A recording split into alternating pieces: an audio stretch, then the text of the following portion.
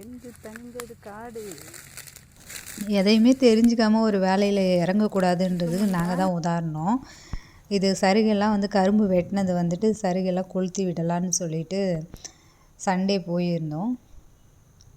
அதெல்லாம் வந்துட்டு ஒன்று சேர்த்துட்டு கும்பலாக இருக்கிறத மட்டும் வந்துட்டு கொளுத்தி விட்டால் வந்து அது மட்டும் எரிஞ்சிட்டு ஒன்றும் ஆகாது அப்படின்னு நினச்சோம். ஆனால் அன்றைக்கி தான் பெரிய வேலையை பார்த்துட்டாரு என் ஹஸ்பண்டு.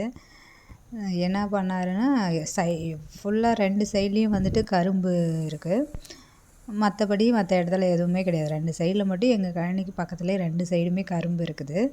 இந்த சருகெல்லாம் வந்துட்டு ஒன்று சேர்த்து நம்ம கொளுத்திடலாம், நம்மளது வெட்டிட்டாங்க. ஸோ அப்போ வந்து நம்ம வந்து இதை கொளுத்திட்டு தண்ணி பாய்ச்சணும் அப்படின்றதுக்காக நாங்கள் இந்த வேலைப்பாடுகளை செய்து கொண்டிருக்கிறோம். அதுவும் வந்துட்டு அதே இடத்துல கொளுத்துனா வந்துட்டு கரும்பு சரியாக வராது அப்படின்னு சொல்லிட்டு என் கணவர் கருத்து சொன்னார்.